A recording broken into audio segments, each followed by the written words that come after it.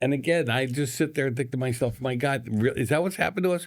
We've been mesmerized by this device, adults, and then they want to argue with me when we want to take cell phones away from kids during school hours. But you just reminded me of something, a really just not great news story about this social media influencer who, there's this thing called, it's like Hammer Jaw or something like that, where this guy actually encourages, or he talks to impressionable youth about what he does himself in order to get a more chiseled jawline and a more like buff appearance and all this stuff. And he actually talks about how you take a blunt object such as a hammer and hit your jawline with it, or hit like other fragments, because supposedly your bone regenerates in a more chiseled and strong way.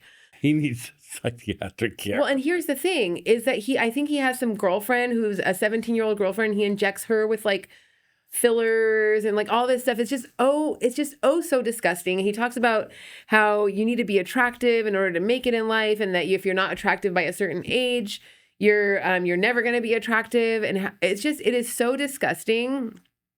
It reminds me of when I was growing up. I remember people talking a lot about models, right? And how magazines were made unrealistic, and how people were constantly feeling ashamed. This is like next level, because you have it like broadcast all over the internet.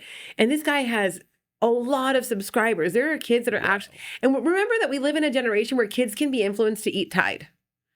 Okay, kids can be influenced to take Tide Pods. And I mean, it sounds funny, so we kind of want to laugh, but it's actually very serious. And so he's now an influencer who says you should take blunt force objects so that you can do like micro fragment parts of your bones so that you can become more chiseled. And I'm almost positive there's something about him using like chicken fat to make fake pecs. Or something like that. You know, every time you talk about stuff like this, I think of survival of the fittest. Right. No, I totally get it. But here's the thing. You have impressionable youth that you're talking to. I think that he also went on a podcast and talked about how he uses meth. How he uses meth, and he did this thing where he went on a 3-day like fast, and in order to help him, he used meth, and then he didn't sleep for 3 days, and that it's really not good for you not to sleep for 3 days. But luckily he does this other thing to help his body recover from that. And I'm like, when did it become a thing? I thought it was, by the way, methamphetamines is totally illegal. It's totally illegal. So I don't know how we have a place where you can actually go on the internet and talk about how you're doing that. Maybe it's because he's talking about it in the past tense. I have no idea what the legalities of that, but I'm pretty sure that you shouldn't do it. First of all, you shouldn't do it. And if you're going to do it, you definitely shouldn't be able to talk online about it without some kind of legal consequence.